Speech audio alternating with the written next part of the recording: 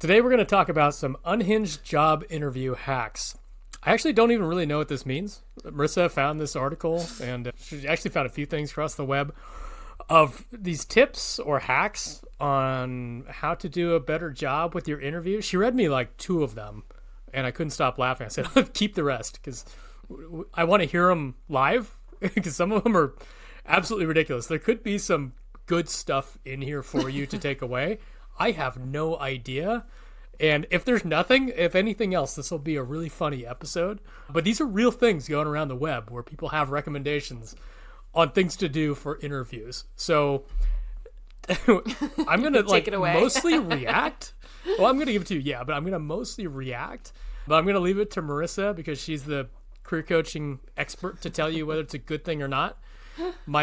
I can go on gut, but I don't know if I'm going to be right. Yeah, we'll start with your gut reaction, and then I'll just do color commentary, and then you provide a little bit of the, put in the guardrails and say, all right, this is a terrible idea, or this is a good idea. But I'm excited to hear what you've got to throw at me today. They're a fun one. I came across these on the wonderful interwebs, and I had to share them with you guys because some of them are ridiculous. Some of them I was like, wow, this is ridiculous, but not a bad idea. Like, this could work. Maybe you should try it. So with anything, we love to talk about all things digital nomad life, remote work, helping you get a remote job that gives you the freedom to travel anywhere. And part of that is interviewing. So we love to, we'll talk you through the whole process from start to finish. But this is specifically, the title of this was Unhinged AF Job Interview Hacks. So I'm going to read them. They're pretty hysterical. Some of them I was like, this is brilliant. We'll see. But I'm going to read them. Jeff has not seen these. He'll live react, and we'll let you know if we think this is a brilliant idea or a terrible idea that you should try or never do. And if you have any that you've ever done, definitely give us a comment here on the podcast or write us in. Let us know. So with that, are you ready, Jeff? Depending on how these go, we don't have a working title for this yet. So depending on how these goes, it could be how to not get a job. Right.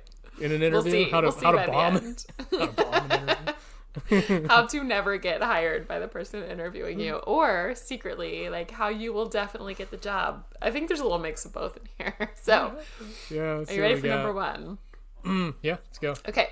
The first one says, and these are real stories from people who have replied to this. Okay, so it says, I called a company I wanted to work for and applied to, quote, reschedule my interview. I never had an interview, but they scheduled one and I got hired. What do you think? Oh my God. Well, okay. Here's what works for that. It captures your attention. Because we previously had hired people and we put up a job application and you'd get hundreds of people applying for it. And it's just resume after resume after resume. And you can't, unless you've got an HR department that filters through these, you can't get through all of that. So anybody that does something like that, you are not going to forget that in the least bit. But do you think they actually, like, they got the interview because they saw that and thought it was clever and stood out? Or maybe they genuinely like, oh shit, like, we did lose their interview, like, gotta squeeze them in here. I think they probably made a clerical error. I think, you know what, you're right. It's probably a clerical error. I think probably somebody made a mistake and they're like, oh. You know how you read those reports of this guy got caught recently? He was sending these bogus invoices to, it was either Meta or Google, and they just paid him. It was like I haven't heard this. $1.5 million. What? He just sent invoices, and they're like, oh yeah, okay. Well, obviously we're just gonna pay it. Yeah, if these companies, that makes sense when I think back to Pepsi at a huge company where it's like, I mean, there was a lot that had to be done to get, but a lot of times people are like, I don't know, do I owe this invoice? Maybe we do. Maybe we are late. Let's send it in, get it paid. Sometimes that kind of thing just, I don't know, that just kind of works. It reminds me of the movie Office Space, where the guy had gotten fired like 10 years earlier, but nobody delivered him the news. So he's still working there for like 10 years. Like, I don't know. Sometimes you just slip through a crack, and I think this person just kind of slipped through the cracks. I feel like you have to get the right size company somehow. Like, if someone did that to me and you, where we're like hiring, I feel like we'd be like, you definitely didn't have it. Yeah, we would. You definitely didn't have an interview. So maybe at the right size company where there really are like errors and mistakes, and you happen to get the right person and be like, I was supposed to be on the books at this time. Like, can you reschedule it? Maybe it's someone's assistant and they're like, oh, maybe they thought they made a mistake. So, I mean, I give this one, I feel like we should rank these 1 out of 10. I give this like a 2 out of 10 for actually working, but if it does, like, brilliant. Well, I think it could be a 2 or it could be a 10. I guess I would say like a 2 out of 10 chances of working. Mm-hmm. But like you said, if you did it with us, I'd laugh and it probably wouldn't work. But if you did it for a company that was hiring a whole bunch of people, I don't know, you might slip in the cracks. I would give it a little higher. Average it out. Give me a 4. Give me 4.5. Okay, that's high. That's high. You're generous for this one. I want 4.5 umbrellas on that one. Beach Commute umbrellas. Perfect. That's funny. Yes, I wouldn't bank on this one, but it's possible, I guess. I like the craftiness. I'm impressed. Like, I saw something funny the other day. This guy, it was just a printout of this guy's resume, and it cut off after like the first couple inches or so, and it just faded out. And it said, written below that, "Hire me to unlock my full potential." Yeah, things like that. That stands out, though. That's good. Yeah, I remember I hired a woman who was going to be an SEO strategist, knew nothing about SEO. Yeah. Not the first thing. Like she's borderline like grandma territory. She just doesn't understand technology. And her assignment was teach me SEO. And she came in and she's like, "I can't teach you SEO, but I brought chocolates for the entire office. And I know this is your favorite." And you hired her, Jeff? Like, oh my God. And then we went into the interview and she absolutely nailed it as like a salesperson. And the job was half sales, half account management.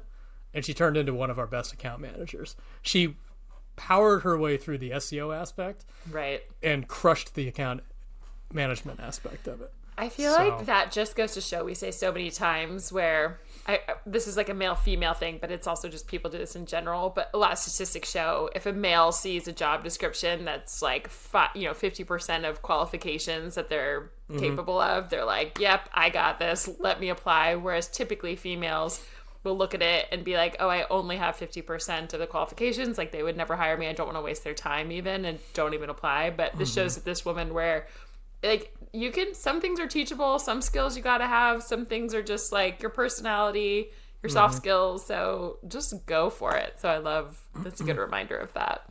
Yeah, she was not at 50%. She was at like 20%. Yeah.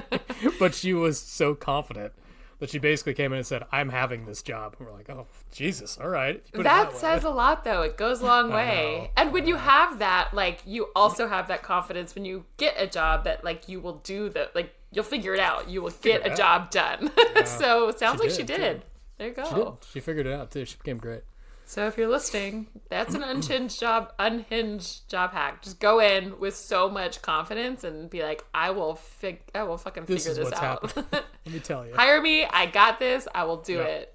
And you can't fake that confidence. You just gotta that's definitely something to work on. It's a lot in remote job fast track in our program. We help a lot with that confidence and telling that story, even when you don't feel prepared, or even when you don't technically have the qualifications. So if you're hearing this and you want some more confidence, go to beachcommute.com/apply. That's part of what we do inside our program there. Oh, it was teaching me about SEO and she knew nothing about it. And I'm questioning myself, like, do I? Is that right? That's a whole different... That is an unhinged job hack where you teach someone the wrong thing, pretending like that you're gaslighting the interviewer at that point. I want to meet this woman. Can we hire her? She's great. She's incredible. She's a powerhouse. You and her might. That's hysterical. We'd butt heads. Why? A lot of strong wills. Fair. Just pray that you both agree on everything. And it'll be I got you. Understood. Yeah. I love this. All right. I'm going to read you number 2. Ready? Yeah. Let's go. Okay. It says, when they ask if you have any questions, like at the end, it says, ask if there's anything in your resume or in the interview that prevents you from being the best candidate. 100% success rate for me. Full on board. Absolutely. Yeah, let's talk. That one doesn't even seem... I think a lot of people don't do it, but it's not super unhinged. So, Jeff, tell me what you like about it. I like the transparency of it. The interviewee wants to know what went right, what went wrong, and it gives them the opportunity to clarify anything that may have gone wrong, so that you're not just left to the interview to interpret and fill in the gaps where there are gaps, because that's usually not a great thing. If the interviewer has questions, they've got to get through so many other interviews, and they're just going to try to make quick connections in their brain. It's usually not going to be in your benefit. So if you do that for them, I think that's great. Also, it shows a ton of confidence. Like, hey, what went wrong? Let me explain to you, in a better way, what I was meaning by that, or let me add a little bit of clarification. I think it shows a ton of confidence and willingness to have the hard conversation of, hey, maybe this area didn't go so well. Let's talk about that a little bit and see if we're still a fit. It's a very, very honest, confident way to approach it. Yeah. I think this is an old one. I've heard of this from years ago. Yeah. I don't think this is a particularly new idea. People don't talk about it very much, and I love it just as much as you did because, again, it gives you the opportunity. Let's say you and I were talking and you asked that question, and I'm like, well, your weak spot was, like, I don't think you're great at SEO strategy, pretending. And you could be like, oh, well, I didn't even get to talk about that. I actually used to do this project where I was, I led X, Y, or Z. Like, I'm actually great at it. Or maybe you don't have any experience at that thing. And like you said, it actually is a gap. And you might say like, oh, thank you so much for saying that. I also recognize that I don't have any official capacity, but I'm a really quick learner. And, if you can give me a couple weeks or the proper training, like I love that topic and I know I could learn it really quickly. Something like, I'm making those two things up as answers. But again, there are going to be gaps with anyone. As we just said, you're probably applying to jobs where you don't have every single qualification. I hope that you are, or you're applying to the wrong jobs. So when someone that can actually tell you, like basically they're going to be telling you why they might not hire you, and you have the chance to like give a rebuttal and say, yes, but, or, oh, we didn't talk about this. And it might be something you actually are good at and it just didn't come across right in the interview. Or like you said, you can explain why you're a quick learner or why you will do a quick, certification or course or learn it. Or sometimes it might just be like, well, fuck, you're right. Like, but then and you know why, and you don't, you're like, you know what I mean? Sometimes it's just like, well, you're right. Like, I genuinely just don't have the experience, couldn't learn it, don't do it. Someone else is, you wouldn't quite say it like that in an interview, obviously. But I think that can also really help going forward, because a lot of times people will leave interviews if you're not getting a job, let's say, and then you start having self-doubt. And you're like, well, maybe I'm not good. Maybe no one wants to hire you. Maybe no one thinks you're capable. And instead you're like, oh, I know exactly why I didn't get hired for that role. I just didn't have this one thing that they're looking for that someone else did. Like, it's not my fault. I simply just wasn't the right candidate. And sometimes there's a power in knowing that as well. Yeah. So you hope you can overcome it, but if you can't, it's helpful as well. As the hiring manager, as the interviewer too, kind of gives you a little bit of a preview into what it would be like to work with that person too. Yeah. They immediately have good communication. And like if something were to go wrong with a project, whatever, you can count on them to probably feel confident to bring it up. So yeah, it's like someone who can take constructive criticism, basically, I think is kind of what you're saying there, which is a really important skill. It's like someone who can hear something bad about themselves and be like, let's talk about this in an adult way, in a very peaceful way. They're asking for it even. Give me the feedback. Yeah, so what would you give their score? That's a 10 out of 10 for me. Love it. Me too. 10 out of 10. Perfect. I didn't think we're going to have any of those. Love it. Okay, so some good tips here. All right, next one. This is a little bit joke here. It says, make at least one pre-planned dad joke because most of the time you're being interviewed by a middle-aged man. I told all 3 rounds I wanted a more, quote, stable job after leaving the horse industry. It's a boom or bust. That can either absolutely land the plane or it can absolutely blow it up. Like we have... it's a high risk, high reward. Would it land your plane or blow your plane up? I'm not a big dad joke guy. I'm not either. I don't know where you fall on that. I don't like them typically in person, like with friends. And if I don't think I've ever heard you say I don't like. Like I'm also kind of, they don't do much for me, like they do for some people. But I've never heard anyone just straight say, I don't like dad jokes. I think it's just a way of them dad jokes. Some people absolutely love them. For me, I don't. Somebody said that a dad joke to me the other day. And it was just reflexive. I looked at him and I said, I fucking hate you. God. You said that?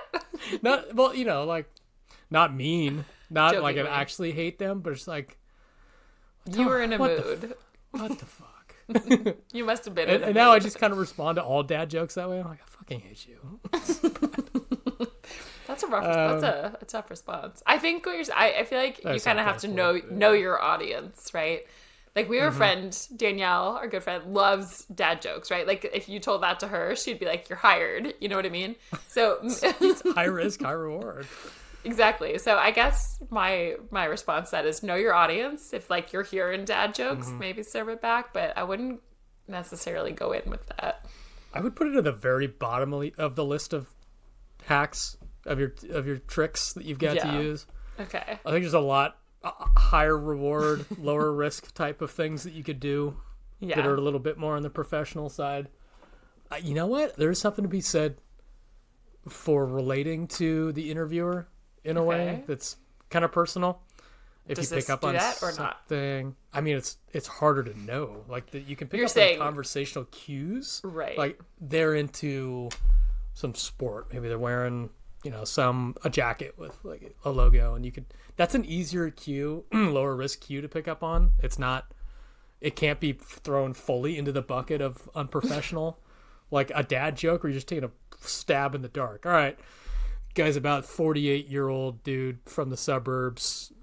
Maybe this will land. Like, don't do it. Yeah, that is kind of the demographic, sure. But if it doesn't land, oh boy, it is not going to land. And this is not the time or place. I mean, it just, I don't know. It seems like an unnecessary risk to me. I give this one a 1 out of 10. I give it a 1. Okay. We're on the same page. Okay, I think this was let's actually... talk to Danielle. She would be like 10. She would say 10 out of 10 for sure. 11 out of 10. You're hired. More dad jokes. So, again, like, if you're hearing someone give you some dad jokes, like, serve it back. But I wouldn't just, like, willy-nilly go into that. Even then, I have a hard time understanding how you would know whether or not to deliver that. Because if I walk in the room with Danielle... And I don't know I'm just her, saying maybe she's giving... Like, if someone gives you a dad joke when you arrive, like... give it back, but like you wouldn't know otherwise. Yeah, like I'm looking at Danielle, I would not take her for a dad joke type of person. No, you if I didn't know her, and I just walk into the room and I see Danielle ahead of me, I'm not going to deliver a dad joke.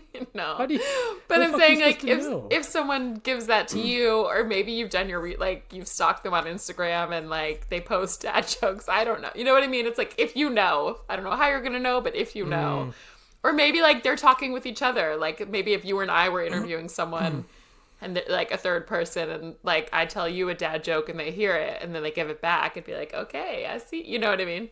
You and I would probably... It's like a little unspoken dad joke community that you create. Somehow. Forge a little dad joke. It wouldn't be me and you. If you interview with me and Jeff, don't do a dad joke. We won't. I'm just going to glare at you and under my breath, is this guy fucking kidding? Or is this girl you sound like a jerk right now. I feel like if anyone's listening to this, they'd be like, Jeff's just mean. I just don't love them. I don't know. Maybe I don't get it. I just don't get it. They're not my favorite. So, I guess this one is a 1 out of 10. Know your audience. If you get the right dad jokester, you go for it. You tell your dad jokes. I love it. Okay. This one, actually, I'm curious. I feel like I got to deliver this, reading this right. This was my favorite one. This is sort of like okay, I have to do it right. I don't know what you'll think of this. Take a deep breath. Like, I can't stop laughing. Okay. You're not going to find it as funny. I feel like females will appreciate this. Okay. I have to breathe. Okay, it says, have the ego of an underqualified man and it will work out. I mean, it goes back to the first thing that we were talking about, right? Yes. Just like come in assuming that you're 140% qualified. Yep. I don't think it works for me. I think it's funny. I anytime I see somebody coming in with an ego, if I get a whiff of an ego, I'm automatically 1 foot out. Yeah. I think ego in confidence, if you replace the word ego with confidence. Yeah, okay, let's say that. Have the confidence of an underqualified man and it will all work out. Yeah. That is a better way to say it. The earned confidence. Even if you say confidence, it's still maybe could be just some blowhard full of shit as well. Just overly confident. Have real confidence. The real confidence of an I think the funny part, you're very right. I think, I can see why the word ego, and I wasn't even thinking of that because I just saw the underqualified man part and thought it was funny, but as you said, I think an ego of any kind is like, no one wants that, no one likes that. Like, don't ever have an ego, which implies that sort of like blown smoke, like, you know, an ego. It's like, you know, it's like unearned. You don't deserve it. The funny part that and this I feel like this was probably someone who just was kind of like jokingly writing this, like not actually being serious. I mean, being serious, like that's the strategy.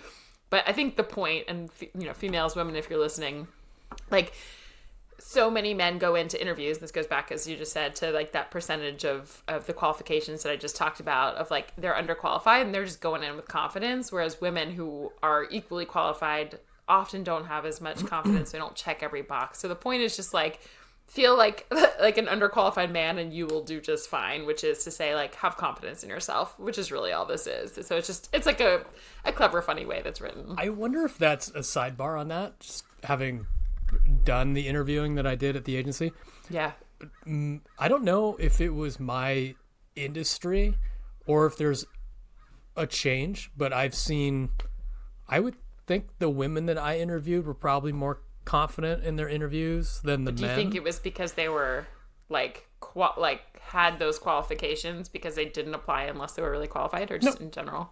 Nope, just like an error about them in the interview. Although I will say account executives in the digital marketing space are over-indexed by women, so maybe it's just there were more women in the pool, and it's just maybe more of a current cultural fit for that type of role. I don't know. But the ones that I interviewed they were more confident than the men, just in demeanor in the actual interviews. Don't know if there's anything to that. Yeah. It's interesting. I'm thinking now, I actually have a lot of male clients as well. I have both who don't have the right confidence as well. So yeah, it's not only a male female thing, but I think the underlying message of all of this is just like have confidence when you go into an interview, not false. I say not false confidence. Like I think a lot of people that we coach need to boost their confidence just to know that they can stretch into a job they haven't done before. So again, it's like not don't have an egotistical confidence, but like be confident that you're capable, that you'll learn, that you're qualified, even if you're not checking every single box. Like come up and have confidence in yourself that you can perform if you get hired. And I think when you have an air about yourself in that way, you get hired. So this was put in like a comical way, but I feel like the underlying message of it is have confidence, and I do believe in that. So what would you rate this one? If I were to boil it down to just, like you said, have confidence. Right. Yeah, it's huge, 8 or 9 with a caveat. Don't come in cocky. Yeah. That can easily tip over and shoot you way down to the other side of things. Yes. So confident, not confidence, cocky. Not cocky. Yeah. Don't be cocky. I give that a 10 out of 10. No jerks. And I give this whole thing a 10 out of 10 just for making me laugh. Oh, nice. Yeah. It's so much. I mean, having coached so many people to prepare for interviews, you would be shocked, Jeff. I would say, like, of course, there's sometimes skills you need to learn, or, you know, resume tweaks, or, you know, figuring out the right job. But in a lot of career transitioners, or even just people looking for that next, like, bump in their salary or title, of my clients, I feel like I can say with anyone, it's almost always a confidence issue. So that's why I give it a 10 out of 10 of like just believing in yourself, that you're capable, that you're not wasting someone's time, that you could do the job if you get hired, that you're just as qualified. Like, of course they could or would choose you. Like so many people just don't believe in themselves. And of course, like, there's probably an over-index of people who are getting coaching, who come to me, like, you know what I mean, who come to me or to our program to get that. Like, that's probably not, there's probably a lot of people who have plenty of confidence and they don't need as much because they're like, I will find a way to get this job, and they don't need as much help. So I'm sure there's an over-indexing as like someone who comes to coaching might need that, but it's a huge aspect of it. One of my brother's friends was interviewing for a job recently, and his strategy was, I'm going to go to the interview and act like I don't care, like I don't want it. I'm like, this like bro dating culture where this was back in like the 2000s, like the game. There was like some book guy. written on this. It was so dumb. I think it was called game something game. The game. Yeah, I don't know. I heard the guy on a podcast. It was a reality show and all this shit back then. Yeah. It was like negging and pretending that you don't care. That's the word. Yeah, I remember all my guy friends telling me about this. I was like, this is the dumbest thing I've heard. This will never work on me. Okay, it's dumb for dating. Can you imagine? But it for works. An interview. It works on women who are not secure in themselves, and that's the point of it. It's like you're preying on people. So yeah, I can't imagine an interview though. I mean, maybe if you get the right interviewer, but I can't imagine most would just be like, excuse me, like goodbye. It's perfect opposite of what to do for me. Yeah. Pretend like you don't want the job, and I'm going to guarantee you don't get the job. Yeah. I mean, there's something to say, like, to be secure enough that if you don't get what you want from something to walk away, and that's confidence. But that's, like, real, that's not different. Like, oh, I really want... It is different, yeah. So it's like, there's the smallest case, but it's not what you're talking about. Leans into cocky again. Yeah, that's a good... I feel like that is exactly what cockiness is. It's like, I don't care. It's like, well, I don't want you if you don't care. I want you to care, right? Like, I don't want to be in a relationship with someone who doesn't care. Like, same for a job. Okay, next one. You're not going to like this one. Okay. Well, okay. You're not going to think you'll see why. Okay. It says, when they ask what your biggest weakness is, reply with your favorite dessert. Chocolate cake, pie, homemade cookies, etc. They will laugh and you will stick out. I feel like it's just it's another joke. That's why I didn't think you're going to like it. Yeah. You know what? I don't think the problem is the answer. I think the problem is the question. What is your biggest weakness? I think it's a terrible interview question. You know, there's this just That's not where I thought the answer was going to be. Interview. Okay. There's this I think it's a good response to a dumb question. Actually, because you don't like the question? Because I don't like the question. Yeah, exactly. I feel like there's this list of interview questions that came out 20 years ago on the internet. Right. And a lot of people don't know how to interview very well. Just Google this list over and over and over again. Yeah. And you get the same iteration of these dumb questions that you really don't get to know somebody at all through. I had a good example of one, and I had a terrible example of one. The good example of one was somebody asked me to teach me in 5 minutes something that you're interested in or something that you're really good at. Just right. However you want to do it, just teach me in 5 minutes. I think that's great because you get to see somebody's passion come out. You get to see how they teach. You get to teaching somebody requires a lot of your brain to use in all kinds of different ways. Like you're using every aspect of your brain to teach somebody something. Like what would you teach someone? Communication. Jeff, if I asked you that, I taught somebody about rabies. What? I forgot you know a lot about rabies. Actually, I was studying virology for a while. I read a lot of virology books at the time. Yeah, I don't think I've ever studied a lot of virology. Virology. I don't know that word. And it's just study of viruses. Fascinating. Virology. Okay, I was thinking. Okay, interesting. I was fresh in the middle of a virology book, and I was like, I was on the rabies section. Jeff. Only you. That was fascinating. And I think I needed more than 5 minutes. I got the job. I got hired. That's not at all. I don't know what I thought you were going to answer, but it was not that. That wasn't on your bingo card? No. I would hire you if you taught me about that too. It was so fun. It gave me a chance to really...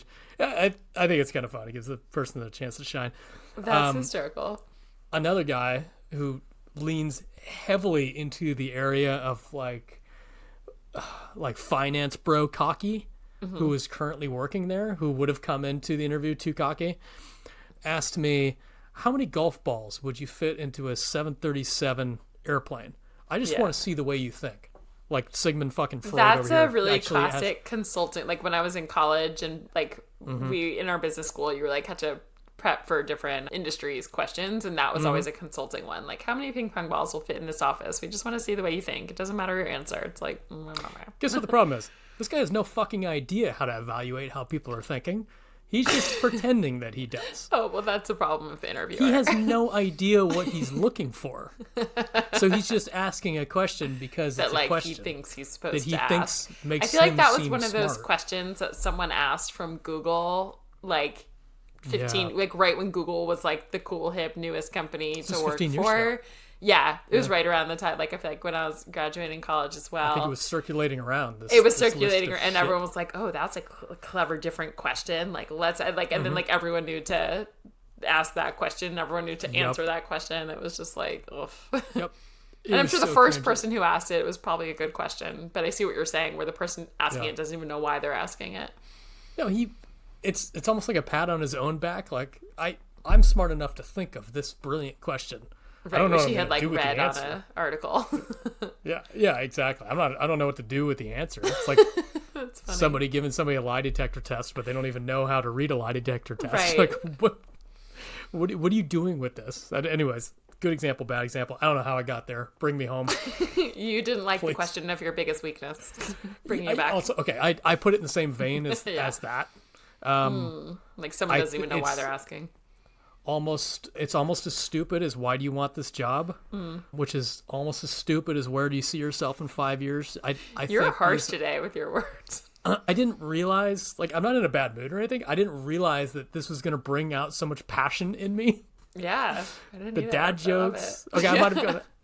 Okay, look. Let me Jeff dial is a back nice little bit. person, guys, I promise. I went a little overboard on the dad jokes. These other ones, this is all me coming out. It's not a bad mood. I'm not extra sassy. I really feel this passionate about these ones. This is I real. love, like, you're giving, like, these. This is actually just me. I actually care. This is actually just me being In any mood, you would have this passion. in any mood. I do believe that there is such thing as a bad interview question, and I think this is a bad interview question. I think why did you apply for this job is a bad interview question, because you're not going to get any sort of authentic answer out of that, right? Like the idea is to get an understanding of what it's going to be like to work with this person. Are they intelligent enough for the job? What is their personality? Will they mesh with other people at the company? Are they coachable? Are they trainable? A lot of these things. This feels like a filler question that's not going to do any of those things. It's Yeah. like a lot of these questions that you see are just space fillers. Like they're lazy interviewer questions because they don't know exactly. Maybe not their fault. They just haven't interviewed a lot, but they don't know what to ask for, and they don't know what to look for. So they're just running through the motions. Like, this is the question you ask, and I've asked this question before, Right. and every single time I'm like, You just don't even listen to the answer. you're just like, oh well. No, I listen to the answer. I write down the answer, but I'm like, well, what do I do with this? From the answer, I didn't get anything out of this. Yeah, Yeah. it's just not a good. Interviews are so. I'm thinking about the last couple of people. Like, you and I interviewed someone together recently. I interviewed someone for like on the remote job fast track side for something late, like a couple days ago, and both of those were just conversations. Like, questions ended up kind of being asked, but I'm just thinking back to it, and maybe you and I are different, but I feel like it wasn't like, here's question 1, now here's question 2. We're just like, let's just chat like a fucking human. I don't know. It feels different. For the last one, I don't think we wrote down a single question going in. No, we didn't. had a conversation. Like, Yeah, just had if I thought of a question that felt relevant, I might ask something, but it wasn't in this kind of vein. It's just like, oh, that's a good point. Like, have you thought about this? Do you care? Like, I don't know. It feels, that's my style, to each their own for sure. But I could see if you have, like, I don't know, in a big company and you have to have 10 people and you're asking them all the same questions, maybe. But anyway, Also, interesting. you know what? We We wouldn't have been able to have that type of interview 15, 20 years ago because we wouldn't have known what to look for like we kind of do now when you're talking to somebody. Just all of these subtle things that you're looking for. You kind of don't know early on in your career.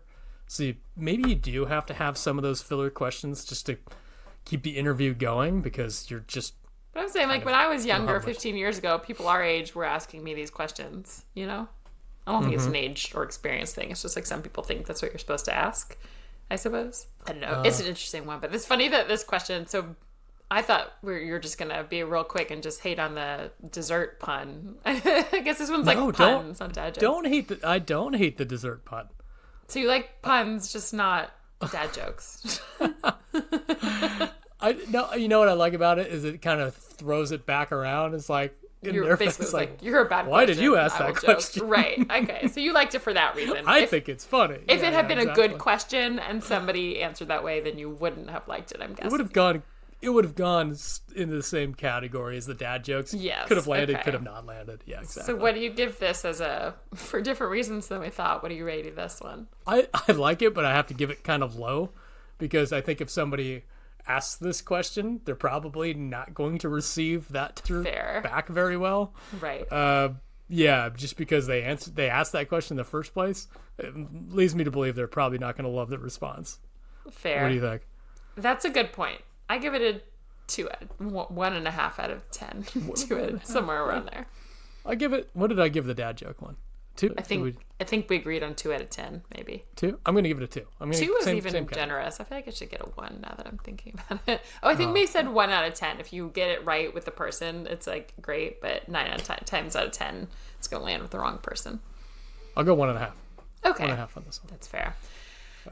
Okay, I like this. So next one says, I force the interviewer to talk about themselves for an unnecessarily long amount of time. They leave trauma bonded to me. 100% success rate. I'm really curious your thoughts on this. I have a lot of thoughts. You became therapist for the interviewer. Wow. I've never seen that. I've never heard of that. I could imagine that working.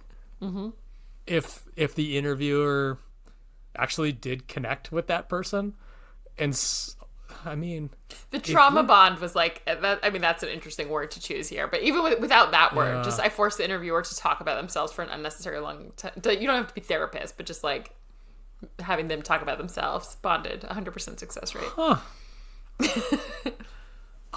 God, I've got so many mixed feelings on that. I know, I was really curious. Is that a good thing? Is it like good for a work relationship to start that way?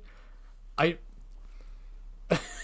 don't know. I think it could work. Okay, I'm gonna have to unpack some of my thoughts, but my initial response. This is like the interview. Let me see how you think, Jeff. Let's unpack your thoughts. My initial thought is that it could work in the right context.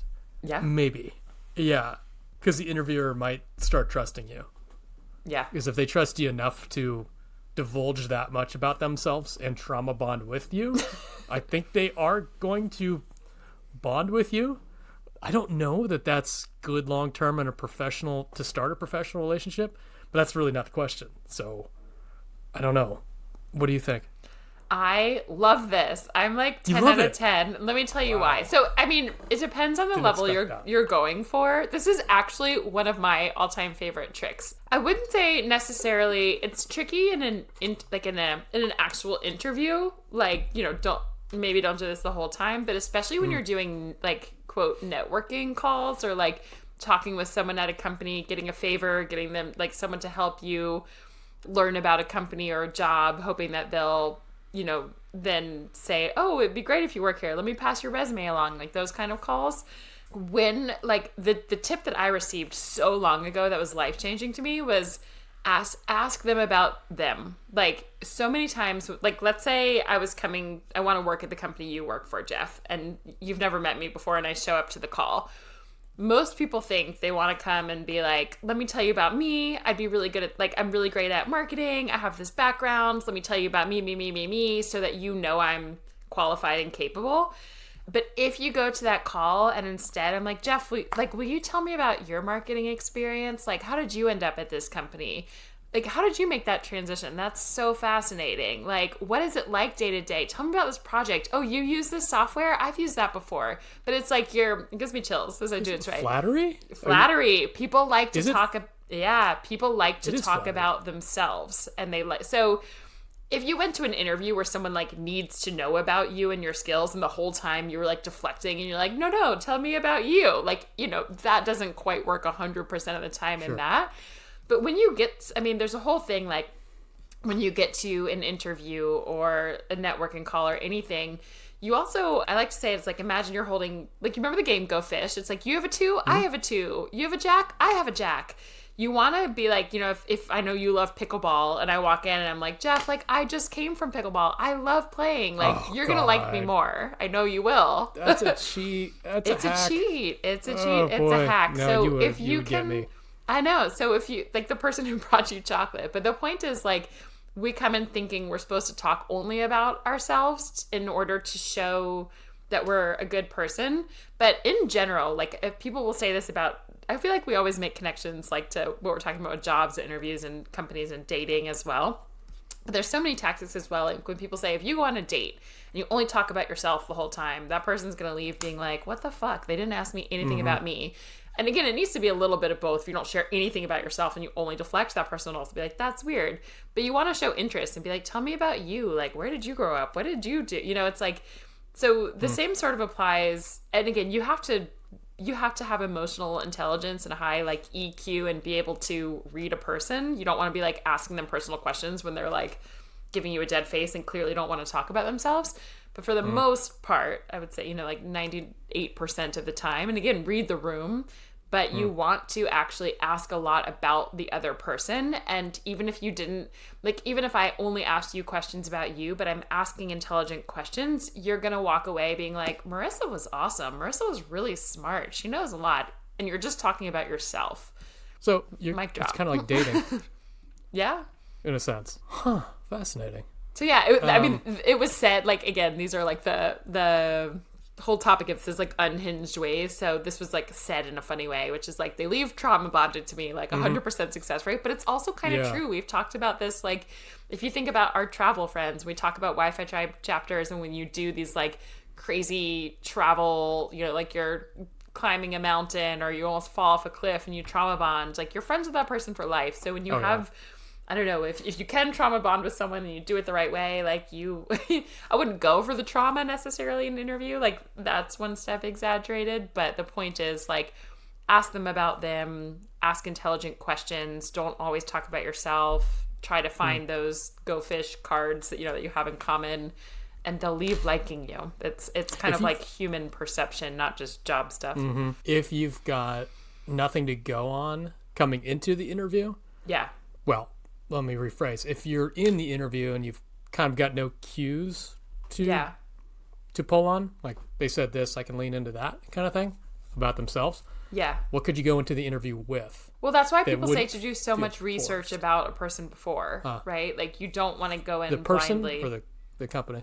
Both. If you can find out information about the person, and there's some funny ones in here which we'll get to that say that, you just kind of have a heads up. Like you can sort of guide, you know how people joke again with dating, people will joke with women who like do full on research before and then just be like, oh, I was fishing the other day, when they like know the person likes fish. You know, it's like you can lead the conversation there if you know something about someone, and it feels sort of like cheating. But even if you don't, like, again, if I knew nothing about a person and I just walked in, I will find those commonalities, right? Because it might just be about the, like I just asked you those couple questions of like, I should know what you have done before, but let's say I knew nothing about you, and just I could say like, why do you love this company? And then you might tell me like, oh, I used to work in this, now I'm here. I'm like, oh, how did you get into that? I didn't know you liked that topic, right? So like, even if you know nothing, you ask fishing questions, but appropriate questions. Okay. Yeah. I imagine that'd be very good for a sales role too. If you're interviewing for that, it's kind of an audition to be a salesperson in that. Yeah, for sure. It's like, yeah, you want to be able to find those connection points, but genuine. And the more genuine, and I think there's a difference, like, this is like when you can feel the negging, right? Or just like a false person who's just trying to search, versus like, I don't know. I know for me, I have a high EQ. So if I'm talking to someone, I'm going to be like, it's going to feel natural, right? Like what you want to do is find natural ways and actually care. You can't fake caring either, right? If I just am like, Jeff, what'd you used to do? I'm like, oh, cool. So how'd you do that? Right? Crazy. Like there's a different energy bro. versus like, wow, like that's so interesting. Like I've never heard of anyone go from this to this, but like you can feel the difference in the energy. So there's a lot to that as well. I'm giving away a lot of my trade secrets in this episode, Jeff, but these are some of my favorite ways, and a lot of it takes training and coaching. So again, if you're looking for some help with all of this and you would like some more confidence doing this, go to beachcommute.com/apply. Our program will help you so much with that. But this one, I give a 10 out of 10. What do you give? Maybe minus the trauma. You've sold me into a 10 out of 10. This makes perfect sense to me. Yeah. And if somebody came in leading with pickleball, my heart melts, and all of a sudden I don't see clearly. It's like a man in love, just blindly saying yes. Take my bank, take the position. Go ahead. If you tell Jeff you love pickleball, you hate people and companies that make you return to office, and you love craft beer, like, oh my god, You're sold. You're hired. Yeah. BFFs for life. But it's real. I mean, it's like, unfortunately or unfortunately, it's like humans are wired to like people like them. So when you find those commonalities, people will be like, they're fantastic. I think they would do a great job, even though they're just like them because they think it's like a mirror. You're like, they're like me. They must be fantastic. Like, we're just like hubris humans. And when you know that, when you go into an interview or a networking call, like, you have them in your back pocket. Okay, next one. I'm really curious. I'll see what you think about this one. It says, I answered the question, where do you see yourself in 5 years with, in your current chair, since you'll be upstairs in the big offices. I started the next week. What do you think? Man. That is good. Oh wait, there's a second part of that, and you're upstairs in the big offices. Yes, I know you. Yeah, at first I just read that too, and I was like, "That's bold. You're taking their job." It says in your chair, like because that person is going to get promoted up, basically. Oh my God. And it says, "I started the next week." Man, I love that. You do. I can't tell which. I thought you were going to hate it because it was like a joke to jokester. Okay, you're hard to read. I like this one. I also think it's a bad. I knew you were going to say it's a bad question. It's part of the 10 bad questions to ask in an interview. However, when you respond back, it's better than the other one, or the desserts one, which just disregards the question. Right. This one has the confidence to say, "I'm going to be doing what you're doing," but it also flatters the person by saying, "You're going to be moving up as well." Right. So it's funny, it flatters them, and you kind of give an aura of confidence in your response, and humor and wit too. I think this is a 13 out of 10 for me. 13. I thought you were going to give like a 2. Also, the interviewer is going to be not taking that big office. No way. Because of the question asked. Because of the question, yeah. I know everything I need to know about the interviewer by that question, but. We didn't know you were going to hate on the interviewers so much on these. That's funny. I don't like this one as much as you do. I'll give it some cleverness. And it does show, I think there is a confidence because it's saying, my interpretation is like, I'm going to do so well in this job that it's going to make you look good and we'll both get promoted. So it's funny. I still wouldn't want someone to answer this like this unless they like said it really jokingly and then we're like, just kidding, let me give you a real answer. And then I might find it funny as long as they gave me something else. I could see, again, like, I think it's a dumb question too. Like, we all change so much in 5 years. Who the hell knows? So yeah, I'll give it a 2.75. Whoa, that's so much lower than mine. Oh, maybe like an 8 if they said it in a funny way and gave an answer. And like, we're like, just kidding, but here's my answer. Then I'd give it higher because it is witty. What rating do you give the question? As negative 5,000. I hate this question. 5,000. Unless it's like such I can't think of the word for it, like a trick question, in which case someone would answer like, who could know in 5 years? The world's changing so fast. I'm changing so fast. Here's what I know today. And then I'd be like, trick question, great answer. So if it was a trick question and someone answered it, I'd give the question a positive 5,000. If otherwise, it's just negative 5,000 if they seriously meant it. Yeah. Okay, next one. It says, I didn't have the qualifications. They asked, why should we hire you? And I said, if I can't do everything you need me to do in 2 weeks, I will leave voluntarily. They hired me. Ooh, like it. What do you think? I like it. Okay, tell me why. Well, we're all, in these interviews, we're all kind of playing this game between each other, this unspoken game of, I'm trying to feel you out, you're trying to feel me out without directly saying things. Are you going to fuck us over? Are you actually honest about, we know that you can't do all of these things, but we expect you to kind of represent that you can figure it out in a certain way.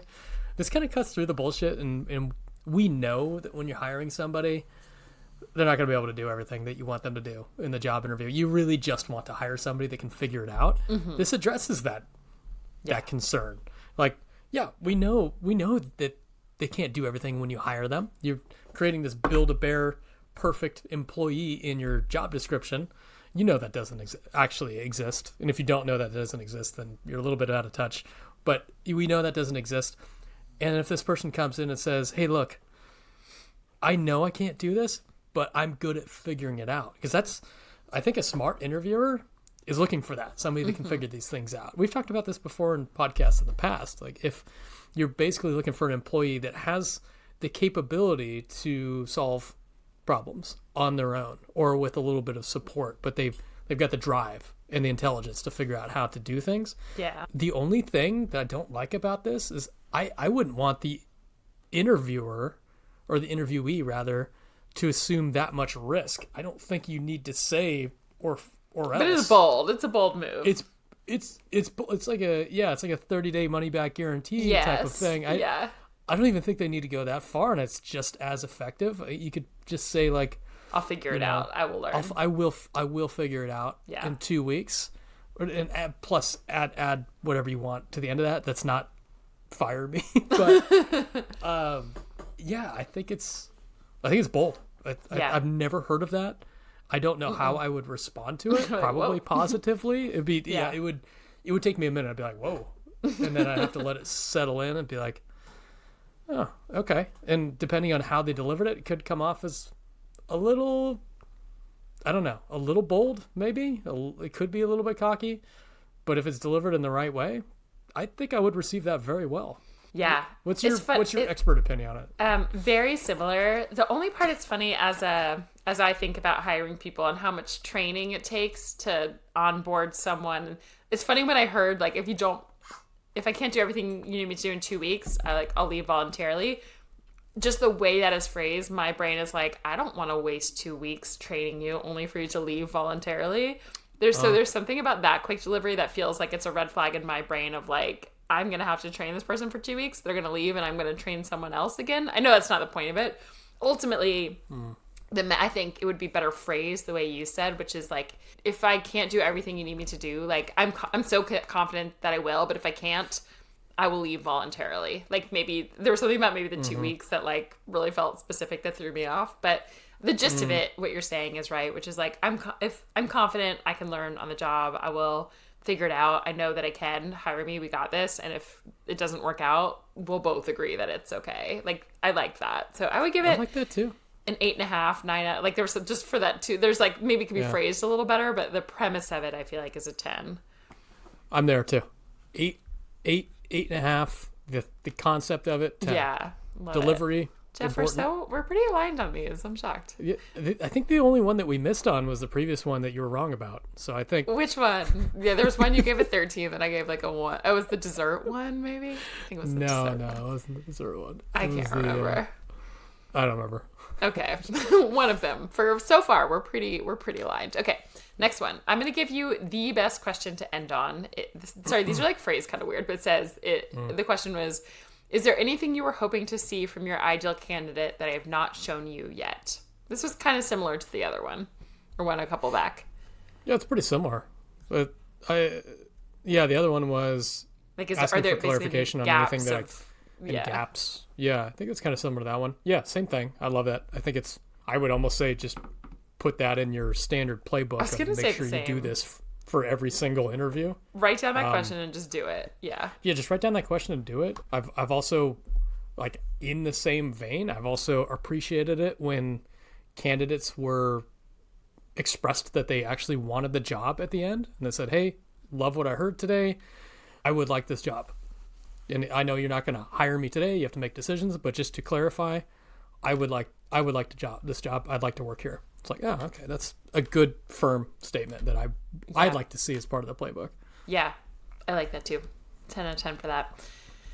Okay, this one. I feel this one. Okay, this one says, 2 different jobs, 5 years apart. I told them for my greatest weakness, but you don't like that question anyway. It said, I'll be your best employee, but I'll be late every day. They were floored by my honesty, hired for each of these 2 jobs. I don't know how you'll respond. Oh my god. I'll be your best employee, but I'll be late every day. 11 out of 10. 11? Oh, I didn't know what way you were going to go. Talk me through it. I love it. Well, I think once I explain, you're going to be like, oh yeah, of course. Because, for me, I don't care about hours at all. I think we need to abolish hours. But what if Make it it's go like what if you have a set meeting? We don't like meetings either, but let's pretend we did. What if you have a 2 p.m. meeting with them every day and you have a 2 to 3 time slot? That's all you have with them and they're late to it every day. Like, we don't care what time people start, or just something like that. And we do that with each other, to be fair, very often. So maybe we're the wrong ones to ask. What was the implication to say late every day as in like coming to work, or late I mean, I to think every that meeting? this is probably a traditional job where it's probably talking about arriving in the morning at 9 a.m. or something that. That's what my take okay, was we'll go with on that. Yeah. So we don't know. If We don't you're- have offices. We don't have a start time. We don't Yeah. have that. But just pretend we did. I mean, because if you're late to every meeting, you just by default cannot be the best employee because fair. you may have clients, you might like important Right. things. Yeah, by default you cannot. If you're late every single morning, I had an employee that was chronically late. It was a joke, and she was one of the best employees that we had. Okay. Because I put so much more value in your what you contribute as opposed to your attendance and your hours. Yeah. I feel is very, very arbitrary, especially start times. I couldn't care less. I really, really couldn't care less. I think it's what they put into the job. So yeah, I think it's funny. I think it's so brutally honest, and I think it actually shows what matters in being the best employee. That matters more than time. And to me, that works. To your exec at JP Morgan, 56 years old, working in an office, I'm going to say you're not going to get the job. Right. I would argue you're not going to get the job. Some old school people, maybe not. For me, I might hire you right then. I didn't know which way you were. That's surprising. I feel like the more you talk about it, I like it more. And I guess it is like, because you and I don't care about start at 9 a.m. I'm thinking back to my office job. Like, I don't personally care about that. As long as you get to like meetings on time for those kinds of things. And even that sometimes I'm like, I don't really care. So I give it like a 6. I don't know. It's bold, but if it works, fantastic. And it is honest, right? I feel like why it works, if you want to give it like a 10, is because it's like showing your cards. It's like in a relationship where someone's like, here's my trauma, but like, I'm going to be a great partner because I know it and I own it and I know where I'm weak, but like, I'm the best in all these ways. You know what I mean? It's sort of like that where it's just like, I know I'm going to tell you. It's kind of like, actually, it's like saying, what's your greatest weakness? Ironically, it's like, this is my weakness, but I make up for it. Yeah. So there's something to that. Yeah. I didn't think I was going to like that so much. I didn't think you were. This is amazing. Yeah, I really, really like that one. I hope you guys are getting some good ideas. Yeah, this is like a free for all of interviews. I feel like we're either gonna like, people are gonna be like worse interviewers after hearing this episode, or you're gonna learn some cool tricks and let us know. Are you better or worse off? Anybody interviewing with me is gonna feel like I'm schizophrenic. They have no idea what to say. Yeah, to you're me. just a fucking wild card of like, do I tell him a dad joke? Do I not? Do I tell him it's a terrible question, or do I just like make him laugh? Do I be honest or not? Like, no one's gonna know what to do with you. There's no rhyme or reason to satisfy me. Just talk. Well, we did, except just talk about pickleball and beer and mezcal, and you are easy in other ways. You also know if it's going to be a big hit, it's going to be an absolute smash. Right. You'll either get so miss, hired or like fired. You'll be so hired or so thrown out of the office. I'm a very middle psychopath. ground. I'll just ask you about your emotions and we'll be good. Oh my God. We're psychotic. Okay. We'll do a couple more real quick. So next one. I found all the interviews of my CEO on YouTube, copied the transcripts into ChatGPT, and had it psychoanalyze him and run mock interviews with me. I learned everything about him and got the job. This is like when you were asking how do I know about someone if they don't say anything? You stalk them. It's very stocky, but I think effective for sure because it touches on a lot of the other stuff, like multiple of the other points that you talked about. Yeah. The trauma bonding, the flattery, the asking questions. Share points, talk about them. Getting them to share and connect over things. Yeah. It shows that you're able to listen very well. You're able to listen more than you speak. I think this does a lot of good things. Careful with, don't get too close. Like, hey, I saw that your kid had a birthday party the other day. do that. This is like stalking and dating, where you like your... tell someone you like know more about than they've told you, and they're like, "What? How do you know that?" Yeah, careful with the things that you bring up and try to keep it as professional as possible. But in theory, if you do all that right, I think this is a 10 out of 10. Yeah. What do you think? I agree very much. Yeah, I love ChatGPT. Use it to your advantage. Definitely. And I always say, like, do so much research on a company, on a person. Like, you should walk in with a lot of knowledge, and it'll feel stalkerish, but that's preparation for an interview. So 10 out of 10. At what level would you consider some of this manipulative? Because it's really gray area. Like the fine line right now between manipulation and research. Like, that's not necessarily research. Psychoanalyzing somebody is looking for ways to manipulate the situation. That's true. A bit of a gray area. Yeah, these words, I guess, like, I guess I'm not looking at, like, psychoanalyze word. That goes a little far. Like, you don't need to, like, psychoanalyze him like a therapist of his traumas and, like, greatest whatever. But just, like, actually researching. Like, not to be manipulative. And we're joking, like, you know, it is helpful. I feel like it is a little bit manipulative when you learn about someone's personal life. Yeah. However, it goes a long way. But at a very least, like, it's not manipulative to learn so much about the company, the mission, the people who work there, what did that person do before, like, what is their background? So I think that stuff is not manipulative and just important to do. It can get a slight level manipulative where we're talking about some of the things of, like, you just know they like fishing, or you know they like they have a kid that loves golden retrievers. You know, I don't like there's things that go too far. But yeah, I mean, I would say you don't need to do all that, but do learn about a person, a company, a team, a culture, a mission, what they share on LinkedIn. You know, you don't have to, like, hire a private investigator to stalk them, but, like, see what's out there if there's something, because it goes a long way when people come and they know about you too. It shows, like, again, not the weird details that they had to stalk your personal Instagram 5 years back, but, like, you know, if you were interviewing with us, like, if you've listened to our podcast, if you know something about us, you should share that, because it shows you've done research on the company and the culture and the people, and you have respect for, like, their time and attention, and you care, right? Because if you didn't care, you wouldn't do any of those things. You would just show up and know nothing. So there's a fine line, but a lot of research is good. I guess I'll give it a 9 out of 10 because of the psychoanalyze that got a little stalkerish. But if we remove that, it's the premise of it is to 10 out of 10 for me. All right. Good. You? Good. Yeah. I think within the bounds of good taste, yeah. 10 out of 10 for sure. Just within reason, you know. Fair. Keep Okay. it professional. This one is funny. I've never heard of such a thing. I'm curious. I showed up to what was supposed to be a phone interview. My now boss asked if it was a power play. It was not. I just did not read the email. So you have a phone interview, you show up to an office. Oh. For an interview.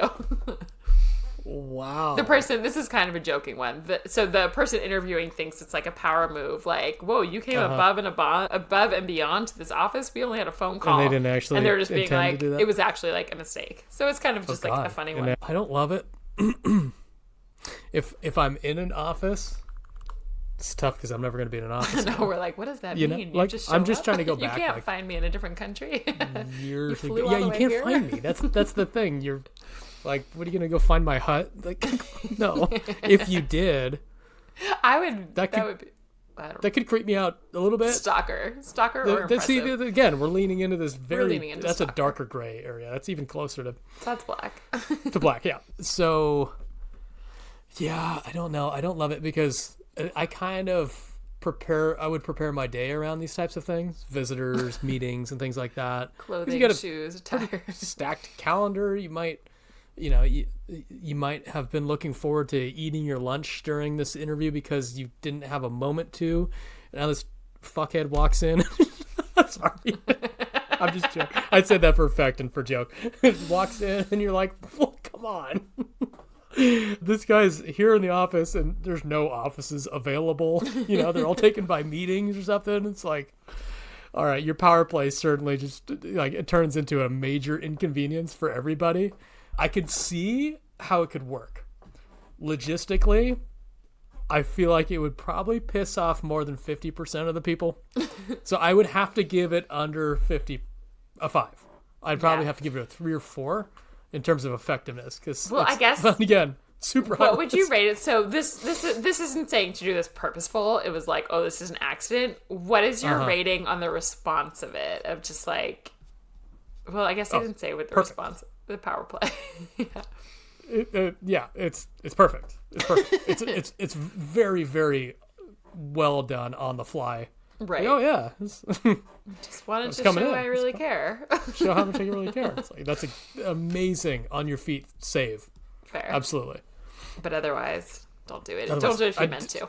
No, don't put it in your. Yeah, don't put it in your the playbook. No, okay, very last one. I think this one's pretty funny. It says, I bring a notebook and pen to, quote, take notes, and I intentionally start writing with the pen that does not work and make it known. And then I pull out a second pen that works. All to show I'm prepared. I probably wouldn't even notice if somebody did that. Yeah, that's like some like subconscious, like cunning. Yeah, but even if I did, if it became aware to me, I'd be like, yeah, okay, cool, they carry 2 pens. I don't... Jeff's unimpressed by your pens. No, I'm not impressed by the 2 pen trick. I think I would be. I feel like I would fall for this. No. I mean, it's not going to like get you the job or not, but I'd be like, oh, this person's prepared. I think I would notice the preparedness. No, wouldn't do anything for me. Wouldn't do anything for me. That's so funny. This is a difference between me and you. We found our differences, Jeff. I would give them extra points if they asked me to borrow a pen. Hey, do you mind if I borrow one of your pens? If they asked you, so they're not prepared if they have to take your pen? Well, you pull out a pen and it's out of ink. You can't necessarily predict that. And also... Yeah, you do. You come prepared. I feel like I used to come to interviews when I was in college with like 7 pens. Like I was prepared. Yeah, okay. Maybe the main thing is I don't think it's going to be an indicator of success. Some... And I'm like, who even uses a pen these days? We have computers, but... Some of the most annoying, incapable people I've known were very prepared for things, and they were just not... Too prepared, too type A. Yeah. Just spent more time on being prepared than working and being creative. Okay. It's like they would be really, really good as like that robot in Wall-E that just goes around like vacuuming and cleaning everything, you know? It's like, great, you're just like really high strung. That's awesome. Like attention to detail is great. I'm asking you to come up with a brilliant visual marketing campaign. Like your 2 pens isn't going to help you with that. Show me something. Show me some creativity. So you think they're like more obnoxiously prepared and not creative is your takeaway? The first thing that I picture in my mind with this pen protector with like 8 different colors of pen is neuroses, and this person's gonna drive me crazy. Whereas the person comes in. I cannot read you today. I did not think we were going here. Person comes in. All right, check it out. This person comes into a room. Nice pen. See, I've got a nice pen here, and oh man, runs out of ink. Like, okay, well that kind of thing happens. Can I borrow a pen? I'd love to take notes on this. Because I had a few thoughts on it. I would be like, why don't you have your own pen that works? You should have checked that. Whereas this person goes, oh, shoot, my pen runs out of ink. And they pull out like 19 different pens. And they're like, okay, here's this one. I'm like, okay, well, it doesn't say 19, but they just pull out a second one that works. They don't ask you. They don't cause trouble. They just grab another one. That would bother you? No, it just would be net neutral. Wouldn't do anything for me. Neutral. That's fair. Absolutely nothing. Not neurotic for having 2 pens. No, 19, I'll give it to you. If they go through 18 pens in the 19th, then I'd be like, this person's lost their mind. But 2, I think I would subconsciously be like, she's prepared. Okay. You assumed it was a woman that had the second pen. I knew you were going to say that. Yes, I did. Before I said gendered the pen carrier. It probably would be. Probably would be. Don't come at us. Don't come at us. Yeah. Well, that's the end of this episode. This one threw me for a loop. You surprised me more than any other episode, unreadable. I think. You are unreadable psychotic interviewer. I apologize for anyone who has to interview Jeff in the future. Be careful. I don't know. Say, don't say. I couldn't even tell you. Well, actually, I gave you a couple things to talk about, but otherwise, we don't know. He's a loose cannon. You're walking on eggshells. You have no idea what's happening. I think you and I are actually like the easiest interviewers. We just like to chat. Actually, yeah. But this was hysterical. So what's your takeaway, Jeff, from this whole episode? It's for someone listening. I'm a psychopath. What's your takeaway for someone either listening? Really please me or really upset me. I already knew that. Like a psychopath. Depends on your mood of the day. Yeah, that's true. Takeaways? For someone preparing to interview. I would say don't wing it. I think that if anything, this conversation has shown that there are techniques that if you come in prepared, you can do really, really well with. But if you just mail it in, I think you're just going to blend in with everybody else. So there's a few things in here that work. I think we put it in the playbook, right? Like ask if anything that I said or presented didn't match the description of what you're looking for. Let's address that now. Love that. State that your intention is to have the job and that you like work, you like the company, you like the people that you talk to. Do lots of research, maybe a little bit of flattery, not borderline on stalking. I think these things all fit nicely into the do 100% of the time. Some of the things could be big swings and misses or huge know your audience. Out of the parks. Know your audience. I don't know. What else? What else would you... Have confidence. Confidence. That was what I was missing. What did you say? Confidence, not cockiness. Confidence, not cockiness. Yeah. If anything, just please don't be cocky. Never. Yeah, that's true. Don't have an ego. Terrible. Don't be cocky, but do have confidence. Yeah. Real confidence in yourself. Connect with the other person. Zach, no matter what you do, just don't do that. I'm thinking Zach. I've never heard that. You know exactly what I'm talking about, too. You can even picture no one ever uses that word, that name. It's always Chad. It's funny because one of the companies I worked for, the sales room, there's like 87 Zachs in there. So now at that point, anybody that was the salesperson for a deal, I just called them Zach, no matter what. What's up, Zach? And they're like, my name is Chad. Like, yeah, whatever. My same palm is thing. Hitting my forehead right now. Jeff is inappropriate today. Sorry, Zach's out there. I'm sure you're all lovely people. Ay. Everyone's an individual, Jeff. Give them their names. We'll call it the sales Jeffs. Yeah, Jeff's got other problems. That is true. That is true. We do not. Jeff's got other stuff going on. Yeah. We are not safe from any of this. So with that, what I will say is if you're listening to this and you would like interview prep, if you're not feeling confident in yourself and your answers and transitioning and coming to interviews, prepare. This is all stuff we help inside Remote Job Fast Track. So if this is sounding appealing to you, we do a nicer, better job of actually preparing you and helping you and not just telling you what will work and not in general. But check out beachcommute.com/apply if that's a program that you are potentially interested in joining, learning more about. You'll get to talk to someone and see if it's the right fit for you. And if you're not yet on our email list and you want remote job listings so that you can have interviews and ace them and do awesome from everything you heard today, go to beachcommute.com/email. We send remote job listings every Monday through Friday. Lots of great just info on work from anywhere companies, work from anywhere job openings, travel tips, all that stuff. And with that, I think that's probably everything, Jeff. Anything before we're back next week? Nope, that's it. We'll see you again next week.